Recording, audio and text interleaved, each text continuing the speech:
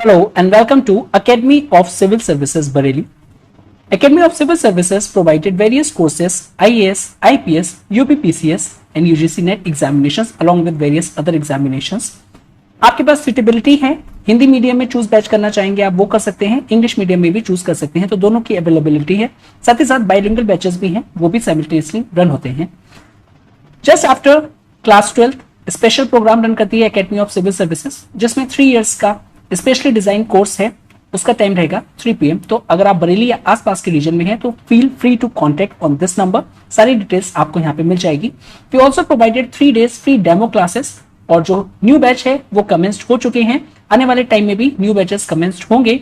जो next batch होगा वो स्टार्टिंग होगा फ्रॉम 30th of August 2021 से। सो कोई भी इंफॉर्मेशन आपको चाहिए तो प्लीज इस नंबर पे कांटेक्ट करके सारी इंफॉर्मेशन आप ले सकते हैं। और अगर आप आसपास रहते हैं तो please visit 3 days free demo classes हम run. This is about me. Today's topic current affairs through question, and today हम कवर करेंगे 2 days के current affairs, that is the 19th of August along with 20th of August 2021. These are the some of the important topics जो कि हम cover करेंगे। Okay, so let's start. First, consider the following statement about the nuclear fusion. तो nuclear fusion के बारे में statement बतानी है। फर्स्ट स्टेटमेंट कह रहा है कि it is the main source of sun energy. Sun energy का ये मेन सोर्स है। सेकंड कह रहा है कि जो न्यूक्लियर फ्यूजन है ये कंबाइन करता है small nuclei into a large nucleus, जो कि रिलीज करता है ह्यूज अमाउंट ऑफ एनर्जी। तो यहां पे अगर हम देखें जो करेक्ट आंसर है that is the 3, both A and B are the correct answer. तो न्यूक्लियर फ्यूजन जो है एक रिएक्शन होता है जहां पे 2 or more लाइट न्यूक्लियाई।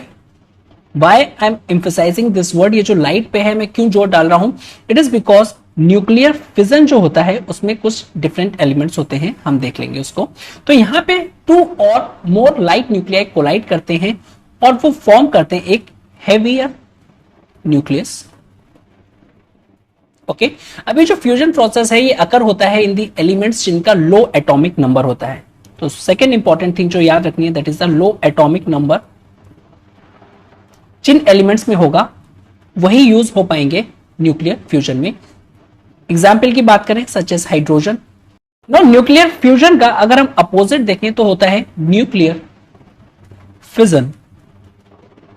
यहां पे जो रिएक्शन होती है वहां पे हैवी एलिमेंट्स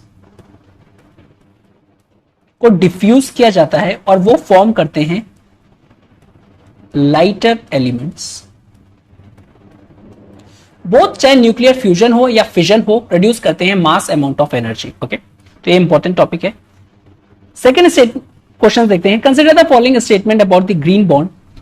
तो ये स्टेटमेंट जो है, ग्रीन बॉन्ड जो है एक डेब्ट इंस्ट्रूमेंट है और बी ये यूज होता है फॉर फाइनेंसिंग ग्रीन प्रोजेक्ट्स। तो definitely both are correct answer. तो the correct answer will be 3।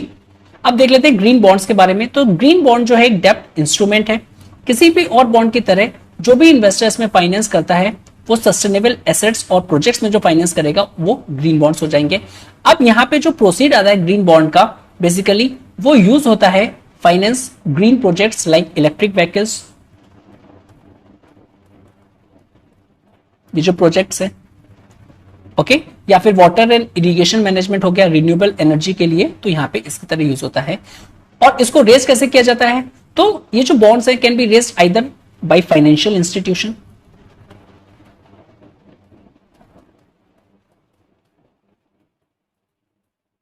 Okay, for lending to green projects, और जो डेवलपर होते हैं वो directly for investment in their projects. Benefit क्या क्या है, तो बेनिफिट की बात कर लेते हैं। सबसे पहले इसका जो पॉजिटिव इंपैक्ट ऑन एनवायरमेंट, ये फर्स्ट एंड द फॉरमोस्ट इसका पॉजिटिव और एडवांटेजेस है।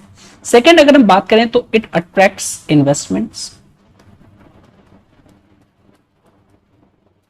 थर्ड अगर हम बात करें तो ये एक तरीके से ऑल्टरनेटिव है जो कि फॉर्मल बैंकिंग चैनल का है लोन लेने का, तो alternative to bank loan. Okay, तो ग्रीन बॉन्ड जो है एक इफेक्टिव टूल है basically in order to driving down the cost of capital और रिड्यूस करेंगे asset liability mismatches. Next question, which among the given statement is are correct about the national mission on edible oil palm? First, to ensure self-sufficiency in edible oil productions, to transform India to become the exporter of palm oil. तो सबसे पहले देख लेते हैं ये mission है क्या, उसके बाद इसका आंसर करेंगे. ओके, तो national mission on edible oil, oil palm, इसको एब्रीवेशन भी यूज करते हैं इसका, ओपी. तो इंडियन प्राइम मिनिस्टर ने रिसेंटली अनाउंस किया था इस प्लान को, ठीक है, और इस प्लान का basically initiative on the national oil production, ताकि इंक्रीज हो पाए farms income, to increase farm income. Okay, 11,000 crore over 5 year period में इन्वेस्ट किए जाएंगे इन दी एडिबल ऑयल इकोसिस्टम्स इस मिशन के थ्रू. ऑब्जेक्टिव क्या है? ऑब्जेक्टिव इंश्योर करना है सेल्फ सफिशिएंसी इन एडिबल ऑयल प्रोडक्शन. तो फर्स्ट स्टेटमेंट करेक्ट. और इसका ऑब्जेक्टिव और नेक्स्ट एम जो अगर हम बात करें तो reduce import dependencies, reduce import dependencies, ये रिड्यूस करना है फ्रॉम अभी जो 60% है टू दी 45%, और ये ईयर 2024-25 तक ये हमको करना है, ठीक है. लेकिन जो इस तरीके से जो सेकंड स्टेटमेंट है वो रॉन्ग हो जाएगी. ओके, तो first statement is the correct answer. अब ये जो इंपोर्ट डिपेंडेंसी जो हम कम करेंगे, ये किससे करेंगे? By increasing domestic edible oil production को हम इंक्रीज करेंगे. ओके, सो फार्मर्स को जो भी नीडेड फैसिलिटीज चाहिए from quality seeds to technology, वो प्रोवाइड करवाई जाएगी. साथ ही साथ यहाँ पे प्रमोट किया जाएगा कल्टीवेशन ऑफ ऑयल पाल्म. ये जो मिशन है एक्सपेंड होगा कल्टीवेशन ऑफ अदर जो कि ट्रेडिशनल ऑयल सीड्स हैं. ओके, ताकि हमारे डिपेंडेंसीज जो फॉरेन कंट्रीज पे है या जो हम इंपोर्ट करते हैं उसको रिड्यूस कर पाए. Next question 4, consider the following statement about the cylinder Laureus. Cylinder Laureus news में था, पहले देख लेते हैं, उसके बाद हम इस क्वेश्चन को अटेम्प्ट करेंगे. एक डिमांड चल रही है टू डिक्लेयर कदावुर रिजर्व फॉरेस्ट, जो कि करूर डिस्ट्रिक्ट में है, तमिलनाडु. अब डायरेक्टली पूछा जाएगा ये जो कदावुर जो रिजर्व फॉरेस्ट है ये कहां लोकेटेड है, तो ये तमिलनाडु में है. ये एक सेंचुरी है फॉर सिलेंडर लॉरेस की. ओके, सिलेंडर लॉरेस स्पीसीज के बारे में बात कर लेते हैं. तो इसका जो जीनस नेम है that is the loris tardigradus. Okay, ये जो सिलेंडर लॉरेस है स्मॉल है, सिक्रेटिव नॉक्टोरल प्रीमेट है. ये जो एनिमल है ये 25 सेंटीमीटर लॉन्ग होता है और इसके लॉन्ग और थिन आर्म्स होते हैं. मोस्ट प्रोमिनेंट फीचर अगर हम बात करें is the pair of two large closely set brown eyes होता है. ये कहां मिलता है? ये ट्रॉपिकल स्क्रब और डेसिडियस फॉरेस्ट में मिलता है.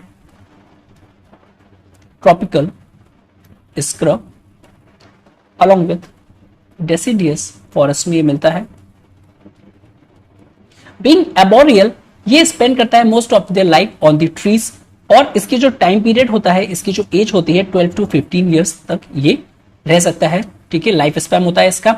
नाउ इसमें एक स्पेशल हैबिट होती है of urine washing of their face and limbs में, सो दैट वो डिफेंड कर पाए अपने against the sting of the toxic insects जो कि दे प्रिफर टू ईट.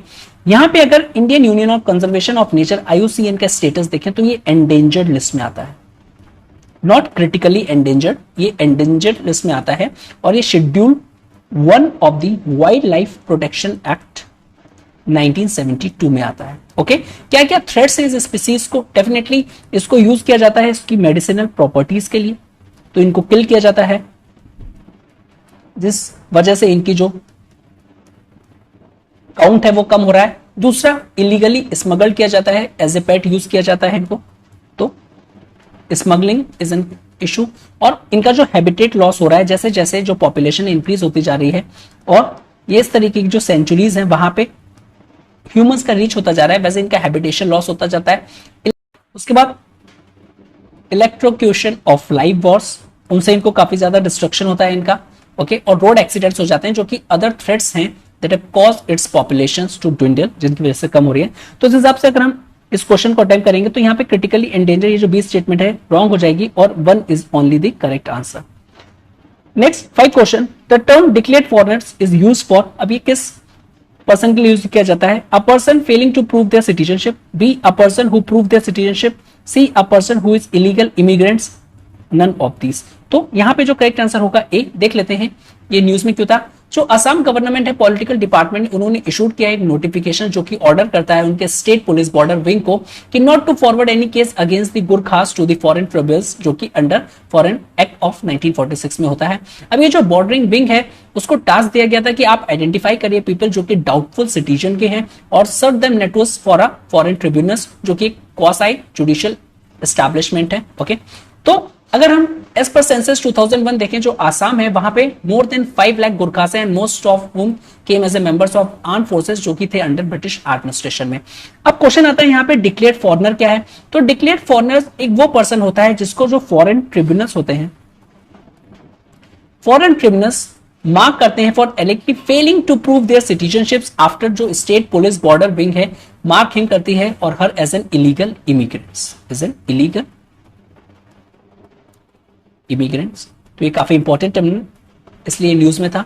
अब फॉरेन ट्रिब्यूनल्स के बारे में देख लेते हैं। जो फॉरेन ट्रिब्यूनल्स हैं वो क्या है? तो फॉरेन ट्रिब्यूनल्स जो होते हैं वो कोसाई जुडिशियल बॉडीज होते हैं, कोसाई जुडिशियल बॉडीज, और वो स्टैब्लिश होते हैं as per the foreign tribunals order, जो कि है 1964 में, और फॉरेन एक्ट जो कि है 1946 में। ओके, ये आते हैं under ministry of home affairs के अंडर में, और अमेंड किया था फॉरेनर्स ट्रिब्यूनल्स ऑर्डर 1964, और इनको एम्पावर्ड किया गया था डिस्ट्रिक्ट मजिस्ट्रेट्स को इन ऑल स्टेट्स और यूनियन टेरिटरीज में कि वो सेट कर पाए फॉरेनर्स ट्राइब्यूनल्स, ताकि वो डिसाइड कर पाए जो वेदर जो पर्सन है वो स्टे कर रहा है इलीगली इन इंडिया, वो रियल में फॉरेनर है या नहीं है। ठीक है ना। कंपोजिशन की अगर हम बात करें तो इसमें एडवोकेट्स होंगे, लेकिन उनकी जो एज होगी 35 ईयर से लेस नहीं होगी, और एटलीस्ट 7 ईयर्स ऑफ प्रैक्टिस होगी उनकी, या फिर अगर इसमें अगर हम देखें तो रिटायर्ड जुडिशियल ऑफिसर्स हो सकते हैं from the Assam judicial service, या फिर retired IAS of Assam civil services officers हो सकते हैं, लेकिन not below the rank of secretary और एडिशनल सेक्रेटरी,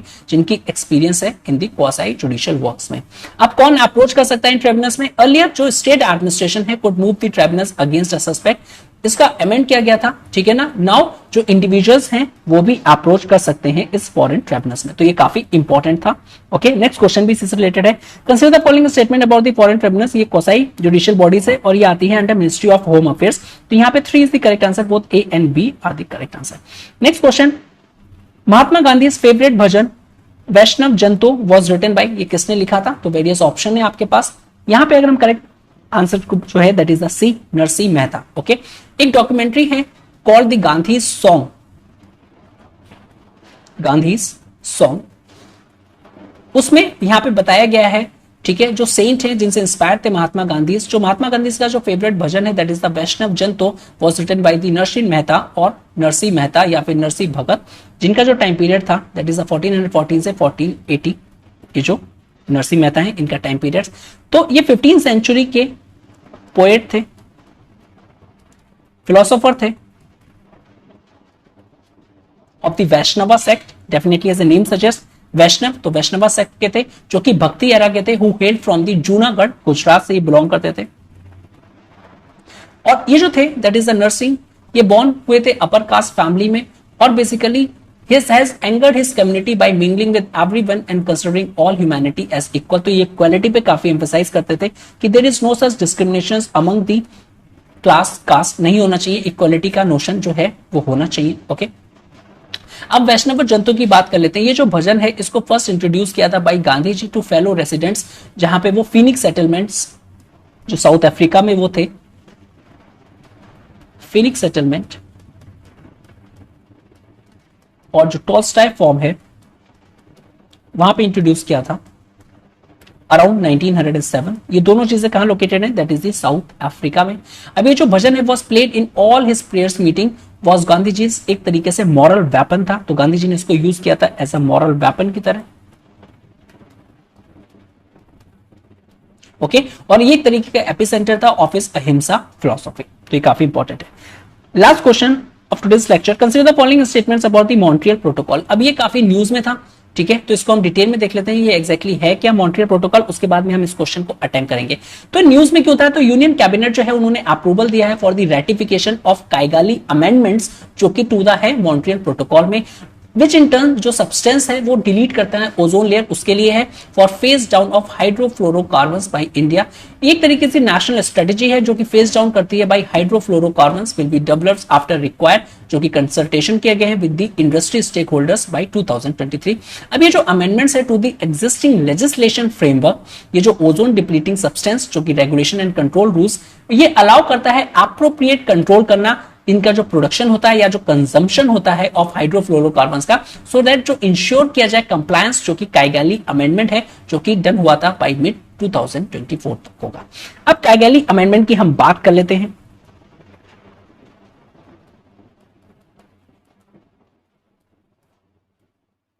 सो कैगली अमेंडमेंट की अगर हम बात करें, जो पार्टीज हैं मॉन्ट्रियल प्रोटोकॉल की, so parties to the Montreal protocol जो कि हैं अंडर कैगली अमेंडमेंट्स, वो क्या करेंगी, वो फेज डाउन करेंगी यानी रिड्यूस करेंगी उसका प्रोडक्शन और कंजम्पशन जो कि हैं हाइड्रोफ्लोरोकार्बन्स के, जिनको हम HFCs भी कहते हैं। अभी जो मॉन्ट्रियल प्रोटोकॉल है ये इफेक्ट में आया था 1989। ये एक इंटरनेशनल ट्रीटी है, इट्स एन इंटरनेशनल ट्रीटी। इसको डिजाइन किया गया था कि ये प्रोटेक्ट कर पाए ओजोन लेयर को, जो कि काफी इंपॉर्टेंट है हमारे सर्वाइवल के लिए। ओके, बाय फेजिंग आउट जो प्रोडक्शन है न्यूमरियस सब्सटेंसेस स्पेशली क्लोरोफ्लोरोकार्बन, जिनको हम CFCs के नाम से भी जानते हैं, जो कि रिस्पॉन्सिबल हैं ओजोन डिप्लीशन के। अब ये जो हाइड्रोक्लोरोफ्लोरोकार्बन्स हैं इसको इंट्रोड्यूस किया गया था as a non ozone depleting, जो कि ऑल्टरनेटिव है क्लोरोफ्लोरोकार्बन्स का, ठीक है ना। वाइल अगर हाइड्रोफ्लोरोकार्बन्स वो डिप्लीट नहीं करते हैं स्ट्रेटोस्फेरिक ओजोन लेयर, लेकिन they have high global warming potential, means वो ग्रीन हाउस गैसेस हैं, उनका पोटेंशियल काफी ज्यादा है, ठीक है ना। अगर हम बात करें हाइड्रोफ्लोरोकार्बन्स की तो 12 to 14,000 उनकी रेंज है ग्लोबल वार्मिंग की, और ये काफी एडवर्स इंपैक्ट कर रहे हैं क्लाइमेट पे। अब रिकॉग्नाइज किया गया था बेसिकली एक तरीके से growth in the use of hydrofluorocarbons, specially जो रेफ्रिजरेशन इंडस्ट्री है या जो एयर कंडीशनिंग सेक्टर है। ओके, तो जो पार्टीज थी मॉन्ट्रियल प्रोटोकॉल में बेसिकली उन्होंने एक अनदर एग्रीमेंट लेके आए थे, वो लेके आए थे 2016 में, जो कि एक मीटिंग हुई थी कैगाली में, जो कि रवांडा है। उन्होंने उसमें ऐड किया था हाइड्रोफ्लोरोकार्बन्स को भी लिस्ट में उन सब्सटेंसेस में जो कि हार्मफुल हैं, और अप्रूव किया था एक टाइपलाइन ताकि वो ग्रेजुअल रिडक्शन किया जाए उनका अप्रोक्सीमेटली सिग्निफिकेंट 80 to 85%। अब ये कब किया जाए, लेट 2040 तक इसका रिडक्शन किया जाए, मींस जितना भी यूजेस होता है उसको 80 to 85% रिड्यूस किया जाए, ठीक है। तो सारे के सारे जो भी अमेंडमेंट्स थे और जो एडजस्टमेंट थे मॉन्ट्रियल प्रोटोकॉल में प्रायर टू द कैगाली अमेंडमेंट्स, वो यूनिवर्सल सपोर्ट्स में है। नाउ इसने डिवाइड किया सिग्नेटरी पार्टीज इनटू 3 ग्रुप्स में। तो फर्स्ट ग्रुप की अगर हम बात करें तो उसमें वो आ जाएंगे rich and developed economies like USA, UK, European union, ठीक है। तो इनको ये रिस्पॉन्सिबिलिटी दी गई है कि आप फेस डाउन करेंगे हाइड्रोफ्लोरोकार्बन्स को बाय 2019, और आप रिड्यूस करेंगे 15% ऑफ 2012 लेवल 2036 तक का, ठीक है ना। सेकेंड ग्रुप की अगर हम बात करें तो सेकेंड ग्रुप में emerging economies such as China हो गया, ब्राजील हो गया, along with some African countries, जो स्टार्ट फेस डाउन करेंगे बाई 2024 से, और रिड्यूस करेंगे 20% 2021 लेवल का बाई 2045 तक 2045। अगर हम थर्ड की बात करें तो थर्ड ग्रुप में कौन आएगा, तो कंसिस्टिंग ऑफ डेवलपिंग इकोनॉमीज और सम हॉटेस्ट क्लाइमेटिक कंट्रीज, चाहे वो इंडिया हो गया, पाकिस्तान हो गया, ईरान हो गया, सऊदी अरेबिया, जो कि स्टार्ट करेंगे फेजिंग डाउन हाइड्रोफ्लोरोकार्बन्स बाय 2028 और रिड्यूस करेंगे 15% 2024-26 लेवल का, कब तक, 2047 का। तो ये कुछ ग्रुप्स हैं इसमें, ठीक है ना। साथ ही साथ इसमें मल्टीलैटरल फंड भी है डेवलपिंग कंट्रीज के लिए, ताकि वो अडॉप्ट कर पाए और मिटिगेट कर पाए वेरियस टेक्नोलॉजीज को, सो दैट रिडक्शन हो पाए। Okay, India and Montreal protocol की बात करें तो इंडिया जो है वो पार्टी हुआ था मॉन्ट्रियल प्रोटोकॉल का उन सब्सटेंसेस जो कि डिप्लीट करते हैं ओजोन लेयर, 1992 में इंडिया ने साइन करी थी। ओके, और सिंस देन वो रेटिफाइड करता है जो भी अमेंडमेंट्स होते हैं मॉन्ट्रियल प्रोटोकॉल में, और सक्सेसफुली जो भी गाइडलाइंस दी गई हैं या फिर फेज आउट टारगेट्स जो दिए गए हैं with respect to the ozone depleting substance, उसको वो पूरा करता है as per the Montreal protocol schedules. Okay, as per Kigali agreement अगर हम बात करें तो इंडिया ने कंप्लीट किया है अपना phase down of hydrofluorocarbons 4 steps 2032 onwards, जो कि क्यूमुलेटिव रिडक्शन होगा 2024 से 2026 लेवल्स। ओके, तो 10% अगर हम देखें 10% का रिडक्शन होगा 2032 में, 20% इसका रिडक्शन होगा 2037 में, 30% रिडक्शन होगा 2042 में, और 85% रिडक्शन होगा इसका 2047। ओके, तो 30% होगा 2042 में और 85% होगा 2047 में। ओके,